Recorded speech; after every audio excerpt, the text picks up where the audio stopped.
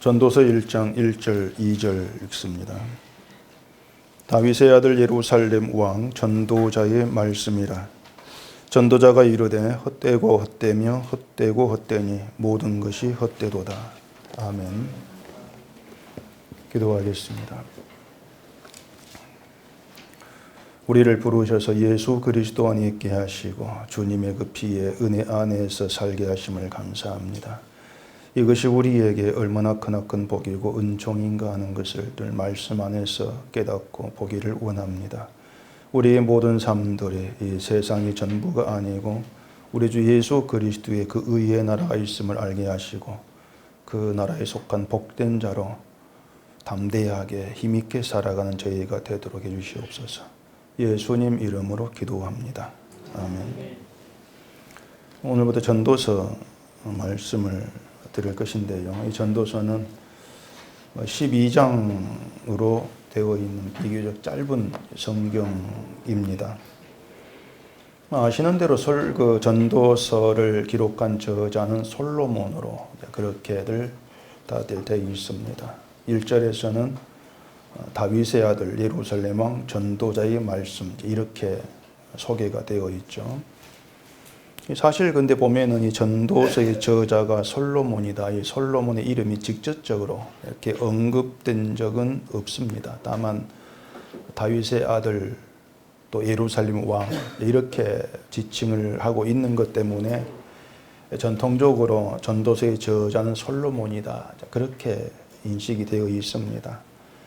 신학자들 가운데에는 저자가 솔로몬이 아니다. 그렇게 얘기한 사람도 있습니다. 1절에서 말한 전도자는 솔로몬을 가리켜서 얘기한 것이 아니고 후대 사람이 부유하게 살긴 했지만 헛된 인생을 살다가 죽은 솔로몬을 주인공으로 해서 쓴 성경이다. 그런 얘기도 있죠. 솔로몬이 쓴 성경은 잠언서도 있고 아가서도 있고 그렇게 세 권이 이제 솔로몬이 쓴 성경입니다. 잠언서 1장 1절에는 다윗의 아들 이스라엘 왕 솔로몬의 잠언이다. 잠언이라 이렇게 이제 솔로몬으로 명시가 되어 있고요. 또 아가서 1장 1절도 솔로몬의 아가라 이렇게 솔로몬의 이름이 이제 언급이 되어 있습니다. 근데 전도서만 솔로몬의 이름이 안 나오고 전도자 이렇게 이제 지칭이 되어 있는 것 때문에 솔로몬이 저자가 아닌 게 아니냐 그렇게들 말하는 사람도 있어요. 또 이 잠언서와 아가서와 전도서를 놓고 비교하면 문체가 좀 다릅니다. 그래서 이것 때문에도 전도서는 다른 사람이 썼다 이제 그런 주장들을 하죠. 근데 어떤 설명을 해도요, 이 저자가 누구냐는 걸 알기는 없습니다. 확실히 어렵습니다. 분명한 것은 이 저자가 누구이든지 간에 솔로몬이 주인공인 것은 사실이죠. 솔로몬이 주인공이다. 그렇기 때문에 솔로몬에게 맞추어서 생각해 가면 되는 일입니다. 우리가 일단 그 전도서 그러면은 가장 많이 생각하는 그 구절이 2절이에요. 헛되고 헛되며 헛되고 헛되니 모든 것이 헛되도다. 이렇게 이 전도서는 모든 것이 헛되다. 이렇게 시작을 해서 헛되다. 그 말로 또 끝나는 게 전도서입니다. 그래 마지막 그 12장 8절에 그리 되어 있어요. 전도자가 이르되 헛되고 헛되도다. 모든 것이 헛되도다. 그렇게 되어 있고 또 중간중간에도 헛되다 말이 많이 나와요. 전도서 전반에 걸쳐서 헛되다 헛되다 그런 말들이 계속 이어지고 있죠. 그래서 인생의 낙을 누리는 것도 헛되다. 또 사업을 크게 해가지고 뭐 수고한 모든 것도 헛되다. 이렇게 이제 사람이 살아간 인생 전부를 두고 헛되다. 이렇게 얘기를 하고 있는 게 전도서의 주된 흐름이고 내용이라 이렇게 이제 보시면 됩니다. 그래서 전도서의 중심 주제에 그런 헛되다. 뭐 그렇게 해도 틀린 말은 아니에요. 이런 이유로 이 전도서가 허무주의를 얘기한다. 뭐 그렇게 해도 말하는 사람이 있기도 합니다. 물론 이 세상에 있는 것 가운데에 헛되지 않은 것이 아무것도 없죠.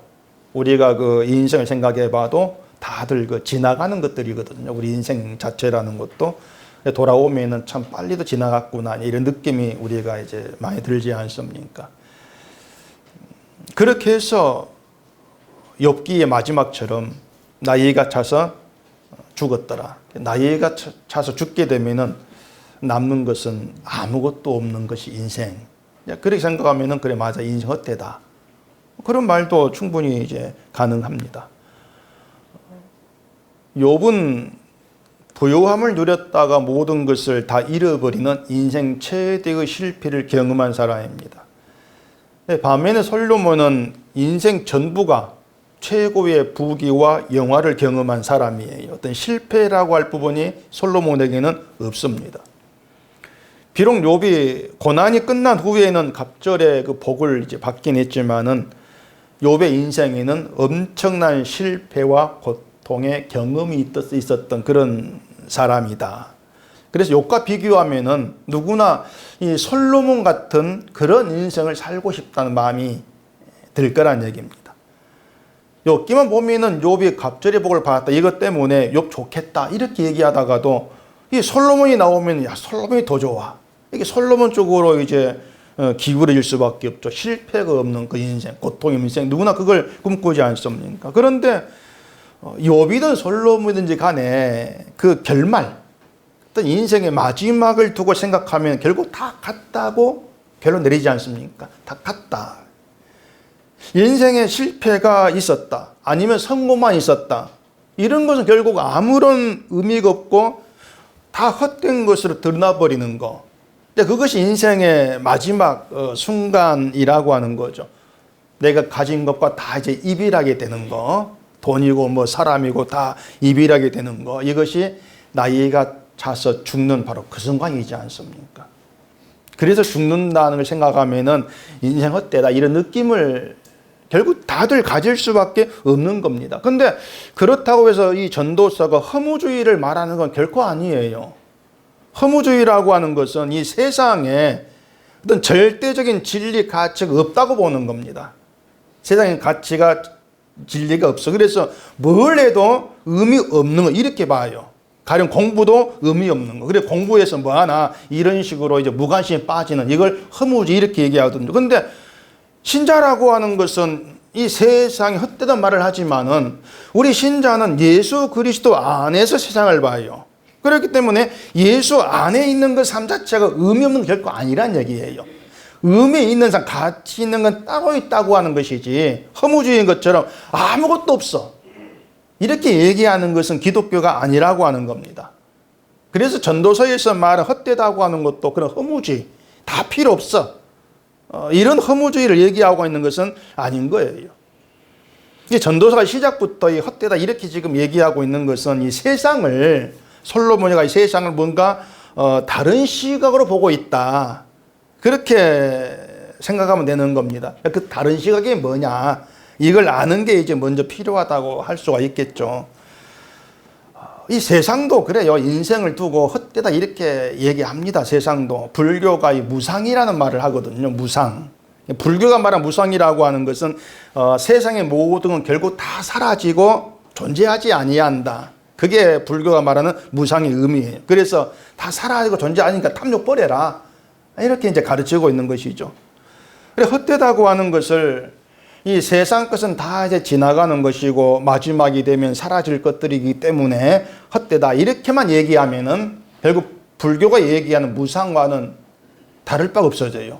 같은 의미가 이제 돼버린다는 얘기입니다. 그렇기 때문에 솔로몬이가 과연 뭘 기준에서 어떤 시각에서 이 헛되다고 하는 말을 그렇게 이제 하고 있느냐 이걸 알아가는 게 중요하다는 얘기죠.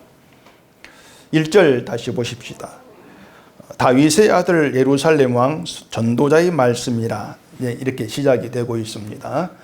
이 전도자를 솔로몬이라고 하면은 솔로몬은 다윗의 아들이에요. 그리고 예루살렘 왕 이렇게 이제 읽고 있는데 그 1장 12절에서도 보면은 나 전도자는 예루살렘에서 이스라엘 왕이 되어 이런 문구가 있습니다.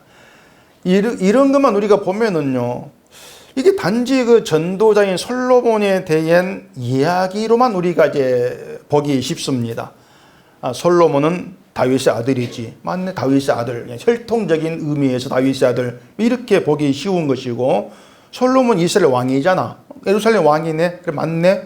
그냥 그런 식으로 표면적으로 보고 지나갈 그 확률이 굉장히 이제 많은 겁니다.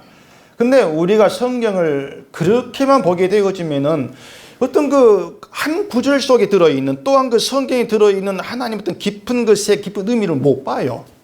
절대 보게 될 수가 없단 말입니다. 그렇기 때문에 어떤 그 다윗의 아들 했을 때에 이 다윗의 아들 과연 이 속에 들어있는 어떤 의미가 뭘까? 그런 좀 생각을 해 봐야 되는 것이죠. 솔로몬이 다윗의 그 아들인데, 솔로몬이 다윗에게서는 어떤 정상적인 그 방법으로 낳은 아들은 아니잖아요. 솔로몬이 엄마가 누굽니까? 밧세바죠.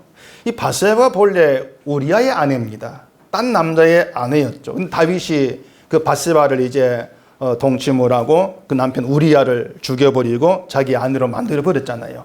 그렇게 해서 낳은 아이가 솔로몬이란 말입니다. 자, 그러면 생각해 보세요. 다윗이 그 솔로몬이 볼 때마다 뭐가 생각나겠습니까?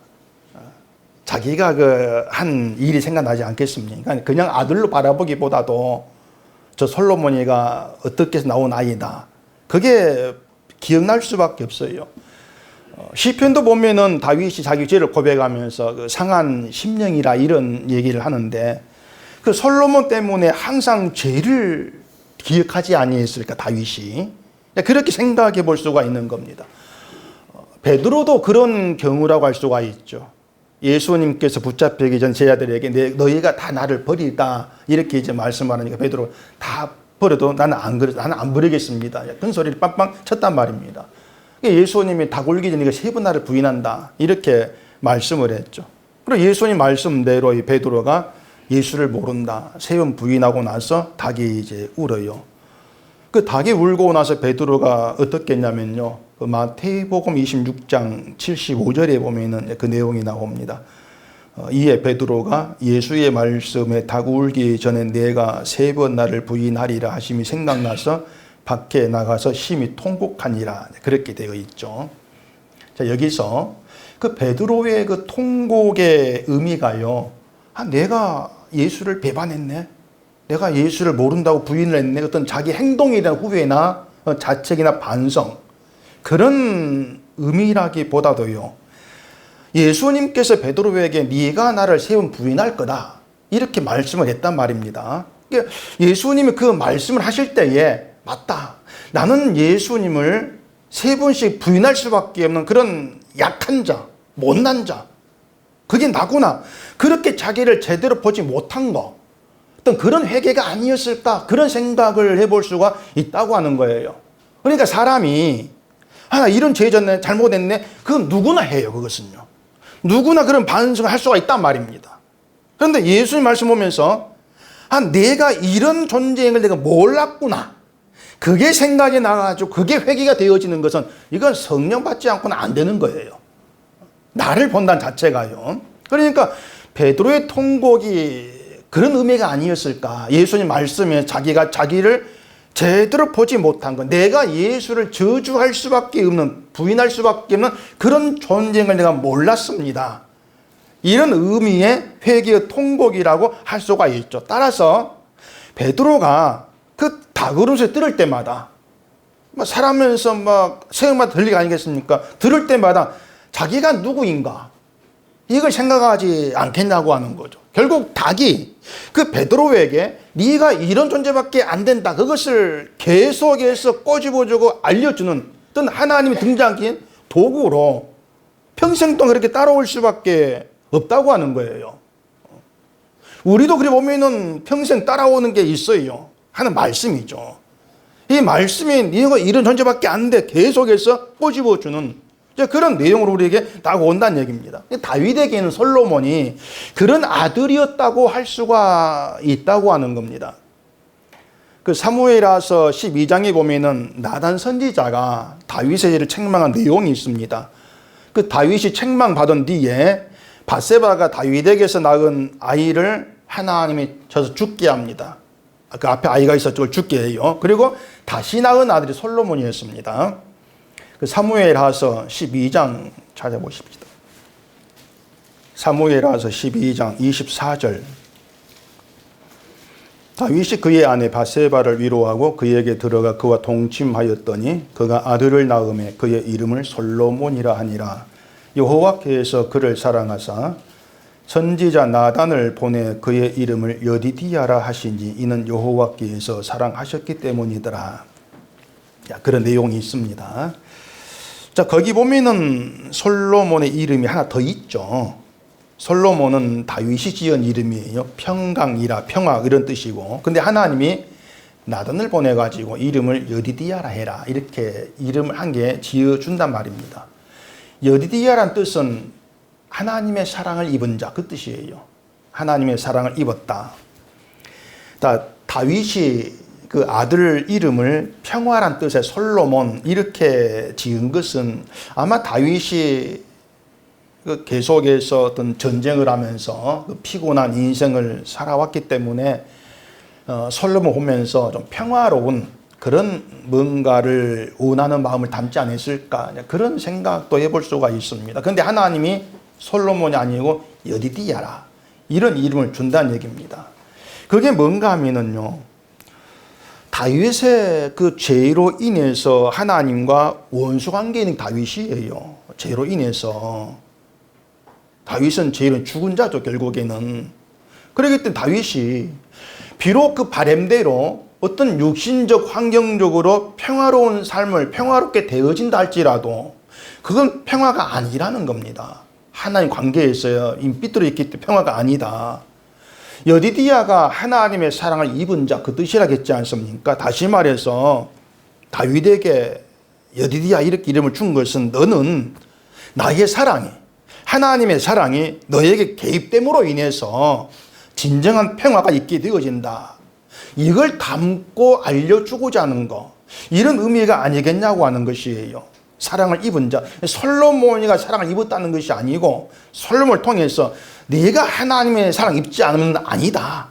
그 네 인생이 아무리 잘 된다, 평화롭게 된다 할지라도 평화가 아니야. 이걸 담고 있는 그런 것으로 볼 수가 있다고 하는 것이죠.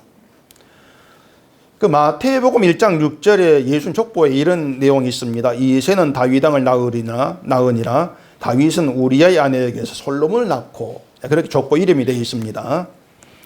자, 다윗은 바세바에게 솔로몬 낳고 그래도 될 것 같은데 우리아의 아내라 이렇게 꼭 집어서 얘기를 해요. 자, 솔로몬 다윗 아들이죠. 근데 이미 죽은 우리아의 이름이 왜 또 그 족보에 등장을 해야 되냐 그 말입니다. 우리가 다윗 장이라면은 얘기한 내가 한 짓거리가 있으니까 우리아 이름만 들어도 거북할 거예요.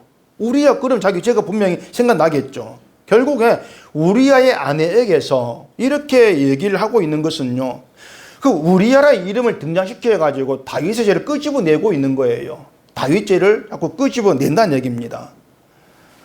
우리아의 아내라고 하면서 다윗의 아내를 인정하지 않는 거예요. 이건 우리의 아내, 다윗 너의 아내가 아니야.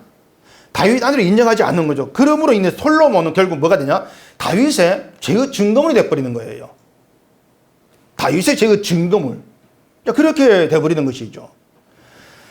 다윗이 우리의 아내에게서 솔로몬 낳았다. 그 말 자체가 뭐냐면 다윗이 남의 아내를 빼앗아가지고 아들을 낳았어. 그거잖아요. 다윗의 죄의 현실이 그대로 담겨 있는 거예요. 그런 방식으로 다윗 죄를 끄집어낸다는 얘기입니다. 그처럼 죄로 인해서 죽은 다윗의 이름, 그 죄의 이름이 누구의 이름 안에 들어가 있냐 그 말이에요. 예수님의 계보, 예수 그리스도 이름 안에 들어있다는 얘기입니다. 그게 족보의 의미예요. 근데 1장 1절 보면은 아브라함과 다윗 자손 예수 그리스도의 계보라 이렇게 되어 있지 않습니까? 그러니까 우리가 이제 우리 입장에 보면은 그래도 적어도 예수님의 그 계보랄 같으면은 좀 의인이라고 불릴 만한 그런 훌륭한 그런 사람 자손으로 오시는 게 좀 그럴듯한데, 그 죄로 인해 그 죽은 다윗, 그 다윗 자손으로 오실 이유가 뭐냐는 거예요. 우리 입장에서 보면은 왜 하필은 다윗 이름입니까? 그 예수님의 족보에 등장한 사람 공통점이 뭐냐면요, 몽땅 다 죄로 인해 심판 받을 자다 그 말입니다. 몽땅 다. 그럼 그들에게 하늘에서 하나님의 아들이 오심으로 인해서 죄가 용서되었다는 게 족보가 가르치고 있는 거예요. 그게 하나님의 사랑이라는 겁니다. 그 사랑을 입는 게 너희 평화다. 거기에 담겨 있는 거예요. 다시 말해서 예수님의 계보에 등장한 사람들은 하나님의 사랑이 아니면 안 될 사람들이에요. 하나님께서 부르셔서 하나님의 사랑 안에 있게 된 사람들, 그래서 생명에 속한 사람들, 이게 그들 공통점이란 얘기입니다. 그래서 아브라함과 다윗 자손 이렇게 나오는 것은 그 모든 것들이 하나님의 약속으로 이루어졌다. 누구에게? 예수 그리스도로. 그게 주님의 계보다. 그게 족보 의배가 돼버리죠. 그 말이 뭐냐면은 예수님의 계보 안에는 인간의 의로운 공로는 전혀 들어있지가 않다는 거예요. 계보란 자체가. 인간의 공로는 전혀 들어있지가 않다.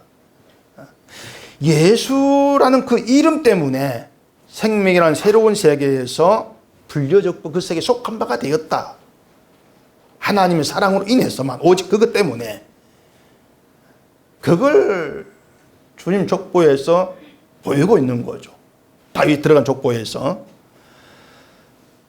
그 예수님 족보에 다윗 이후에 등장하는 모든 사람은 다 왕입니다. 권력과 부를 누렸던 그런 사람들이죠. 그렇다 해도 이 사람들의 운명은 하나님의 약속을 따라오실 예수 그리스도 안에 확정되어 있지 않다면은 그냥 왕으로 살다 죽었다, 이 전부라 그 말이에요. 왕 살다 죽었어. 생명 밖에 있다. 그런 의미가 되어버리는 겁니다. 그런 점에서 볼 때에 하나님의 사랑으로 우리 가운데 오신 예수 그리스도 안에 확정되어 있던 그런 운명이 아니라면요, 모든 헛되다. 그렇게 얘기할 수밖에 없더란 얘기입니다.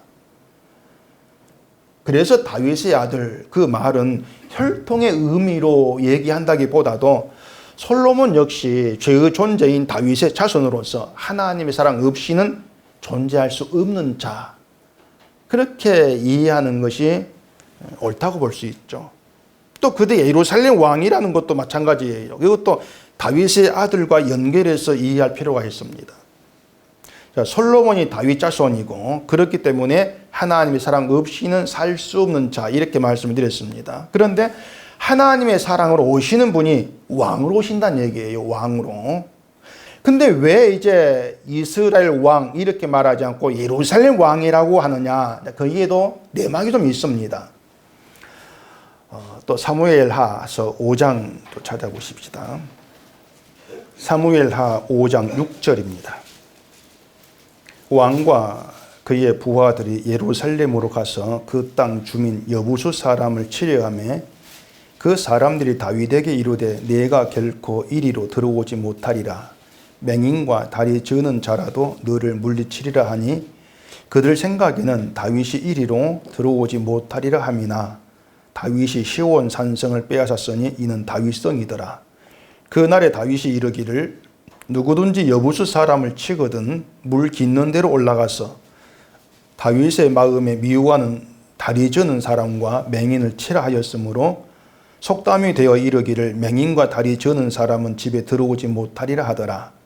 다윗이 그 산성에 살면서 다윗성이라 이름하고 다윗이 밀로에서부터 안으로 성을 둘러싸으니라. 만군의 하나님 여호와께서 항상 함께 계시니 다윗이 점점 강성하여 가니라. 이게 무슨 얘기냐면요, 예루살렘이 원래 이스라엘 땅이 아닙니다. 예루살렘에는 원래 여부수 사람이 살고 있었어요. 그런데 다윗이 여부수 사람을 쫓아내고 그 예루살렘을 차지한 겁니다. 방금 읽은 그 10절 보면은 여호와께서 함께 계시니 다윗이 점점 강성하게 갔다, 이렇게 말하잖아요. 그러니까 다윗은 하나님이 승리하게 하신 땅에 들어온 거예요. 하나님이 승리하게 해서 얻은 땅에 들어온 게 예루살렘이라 그 말입니다. 근데 아까 읽은 그 5절 보면 이렇게 되어 있습니다. 5절에서 다윗이 부하들과 예루살렘에 가서 그 여부수 사람을 치려고 할 때에 여부수 사람이 이런 말을 해요. 네가 결코 이리 못 들어온다. 맹인과 다리 저는 사람이라도 너를 물리칠 수 있다. 그 말을 여부수 사람이 했단 말입니다. 그러니까 이 우리 예루살렘 주민의 그 맹인들, 다리 저는 사람들, 이런 사람은 끄집어내놔도 너 이길 수가 있어. 그런 말을 한 거죠. 다윗을 무시한 거예요. 너 같은 건 아무것도 아니다 그 말이죠. 그걸 보면 여부수는 굉장히 강했고 이스라엘은 약했다 이렇게 볼 수가 있죠. 따라서 다윗의 힘으로는요 예루살렘 땅에 못 들어간 땅이에요. 다윗 힘으로는. 그렇다면은 그 다윗이 예루살렘에 들어갔다? 들어간 것은 다윗이 못 들어갈 땅에 들어갔다 그 말입니다. 들어갈 수 없는 땅에 들어갔다. 어떻게 들어갔습니까? 하나님이 함께 하시며 들어간 땅이라 그 얘기가 되는 것이죠. 그 다윗의 예루살렘 성을 다윗성이라 이렇게 말합니다. 다윗성. 다윗성이라고 하는 것은 이건 내 성이야. 내가 빼앗은 내 성이야. 그 의미가 아니고요. 하나님이 함께 하심으로 들어가서 있는 땅. 하나님이 들어가기 위해서 들어가자 땅.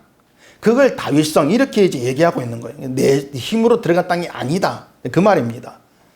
그렇게 다윗이 예루살렘 성을 빼앗고 생긴 속담이 있습니다.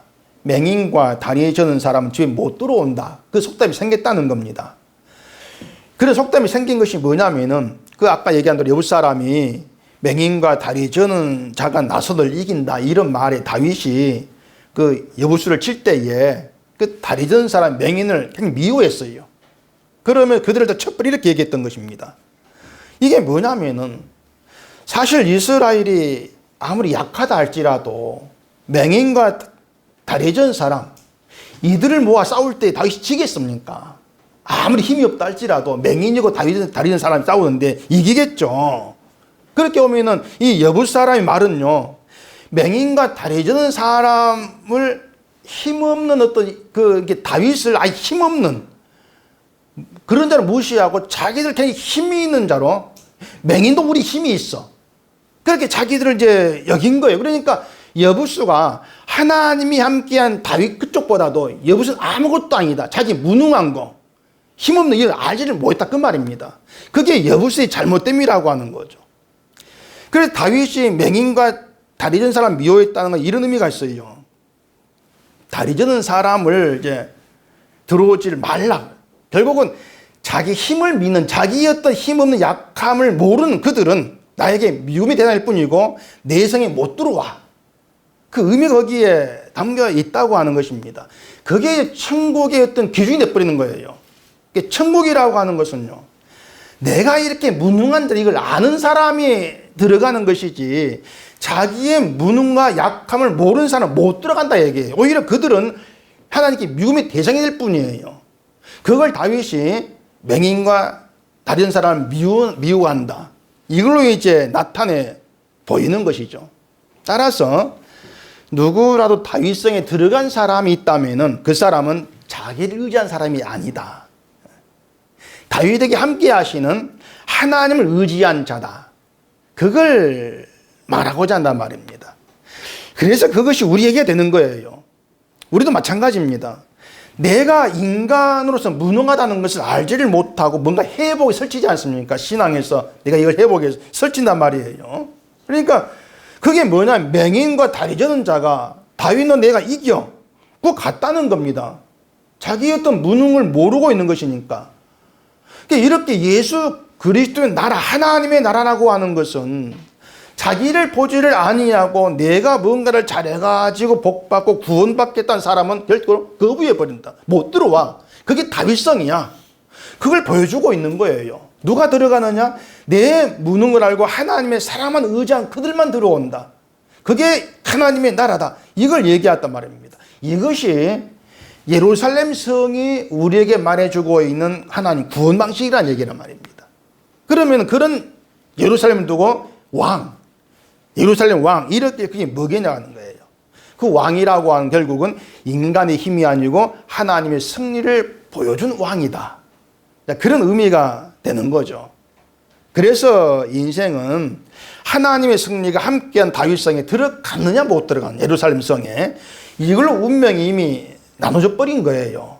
그게 이제 인생의 의미라 이렇게 얘기할 수가 있단 말입니다. 누구라 할지라도 다윗성에 하나님이 함께한 다윗성에 들어가지 못한 자라면 그게 헛되다. 이렇게 이제 판단을 하고 있는 것이죠. 오늘 우리에게는요, 예수님이 왕이신 예수님의 나라, 그 나라에 들어가지를 못한다면은 그 인생 헛되다, 이런 의미가 되어지는 겁니다. 그 나라에 들어가려고 힘쓰라는 것이 아니고요, 그 나라에 들어간 하나님의 백성 누군가를 보라는 거예요. 누가 그 나라에 들어간 이걸 보라고 하는 것입니다. 누구냐? 나는 무능한 자입니다. 자기를 아는 자, 그러면서 우리 왕으로 주만 의지하는 자, 그들만이 천국 백성으로 여김받는다는 거, 이걸 미리 보여주고 있는 게 이 전도서가 된다고 하는 거죠. 내 공로가 아니고 주의 공로 의지하는 그들이 천국 백성이라는 거, 그렇게 증거되는 거예요. 그렇게 주의 공로만 의지하고 모이는 것을 교회라고 얘기를 한다는 얘기입니다. 때문에 우리가 이 교회로 모이면서 맹인과 다리 저는 우리가 어떻게 천국에 들어갑니까? 그걸 물어야 돼요. 우리가 어떻게 우리는 못 들어갈 자인데 어떻게 들어갑니까? 그걸 물어야 되죠. 그리고 십자가에 나타난 피의 은혜가 나 같은 자의 죄를 용서하고 천국 백성 되게 했다. 그게 감사의 전부로 우리에게 살아있어야 되죠. 그럴 때 그 사람이 주를 증거할 사람으로 드러나는 거예요. 이런 사람을 가리켜서 전도자, 이렇게 얘기하고 있는 겁니다. 그게 전도자다. 근데 전도자라고 하는 것은요, 다른 말로 이제 뭐 설교자 이렇게도 볼 수가 있는데, 그 전도자가 누구냐면은요, 천국에 들어갈 수 없는 게 인간인 것을 알고, 그런 인간이 어떻게 천국 백성이 되었지, 그 기적의 비밀, 그 비밀을 속에 품고 살아가는 그 천국 백성 전도자입니다. 그 신자가 전도자도 그래서. 그렇기 때문에 주에 대해서 말하는 그 천국의 비밀을 알고 그 하나님의 사랑에 대해서 얘기할 수 있는 그것이 바로 전도자의 말씀이 되는 거예요. 이렇게 전도자의 시각에서 세상을 보게 되었지만은요, 인간이 자기 무능함을 알지를 못하고 내 열심과 힘으로 뭔가 자기 걸 이루어보겠다, 이렇게 설득을 살아간 모든 게 다 헛된 것으로 다가와지는 거예요. 여기는 교회도 분명히 예외가 아닌 것입니다. 내가 뭔가 조금 좀 잘 믿어가지고 복받고 은혜받고 성공해 보겠다는 모든 게 헛된 거죠. 그 자체가 자기를 보지 못하고 나를 알지 못하고 살아간 인생 자체가 헛된 거예요. 근데 우리가 예수를 이제 믿고 나오면서 생각할 거든요. 인간이란 존재가, 인간이 예수님의 용서 안에 있지 않으면은 살아도 죽은 자라는 겁니다. 그게 인간 실상이에요. 예수 아니면 다 죽은 자다. 그 십자가들 한편 강도가 예수님에게 예수의 당신 나라에 임할 때의 나를 기억하소서, 이렇게 얘기했습니다. 자, 그러면 그 강도 관심이 어느 나라에 있습니까? 자기가 살던 나라입니까? 예수님의 나라입니까? 주님의 나라에 관심이 옮겨진 거예요. 예수님의 나라에. 그러니까 지금까지 강도가 살아왔던 그 나라에서 예수님의 나라로 들어가기를 소망하게 된 것이죠. 양쪽 나라도 관심 있는 게 아니에요. 예수님의 나라에만 관심이 가버린 거예요. 그 나라에 들어가고자 하는 그런 소망이 있게 되면서 지금까지 살아온 나라에서 내가 잘 되고 내가 성공하고 고집 부렸던 거, 이 모든 것이 악한 것이었구나, 쓸데없는 헛된 것이었구나, 그렇게 보게 되어지는 겁니다. 그 상태를 가리켜 구원이라 그러는 거예요. 그 상태 자체가. 그래서 구원된 신자에게는 예수 없는 세상 그 자체는 늘 헛된 것으로 다가와질 수밖에 없는 겁니다. 우리가 말하는 나의 공로로는 정말 아무것도 할 것이 없다는 거, 이걸 우리가 빨리 간파하시고 그 주님의 공로가 우리의 소망이고 우리의 전부가 되어지는 그런 믿음의 길에 우리가 가 있어야 돼요. 그게 주를 보는 거예요. 심판의 존재인 우리가 예수의 피로만 산다. 이게 기독교, 우리가 믿는 믿음의 내용 전부인데, 그게 본질인데, 자꾸 그게 희미해져 버리고 그걸 빼버리고 나를 보려고 하지를 않기 때문에 세상만 바라보게 되어지면서 저렇게 살아보면 좋지 않겠는가. 늘 헛된 꿈에 붙들려 버린다는 얘기입니다. 솔로몬 그 모든 걸 헛되다 이렇게 보고 있는 거죠. 다윗 자손, 예루살렘 왕, 이런 내용 속에서 인간이 어떤 존재인가, 뭐가 정말 인간에게 희망이고 소망이 되어지는가, 이걸 보게 봤을 때에 결국에 예수가 없이, 하나님의 사랑이 없이 살아가는 모든 건 헛된 것이구나, 그런 결론을 가지게 된 겁니다. 그게 솔로몬이라면 우리의 결론도 같을 수밖에 없는 거예요.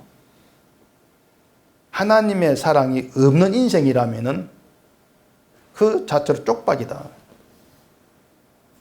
그렇게 빠졌을 때에 정말 주님의 그 나라가 우리의 전부가 되고 내가 바라보는 방향이 되어질 수가 있는 거죠.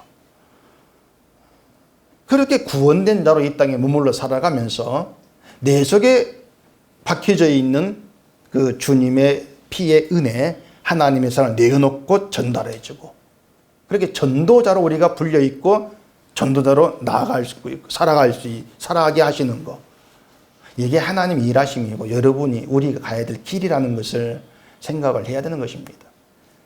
근데 전도자라고 하는 건 목사만 지칭하는 게 아니에요.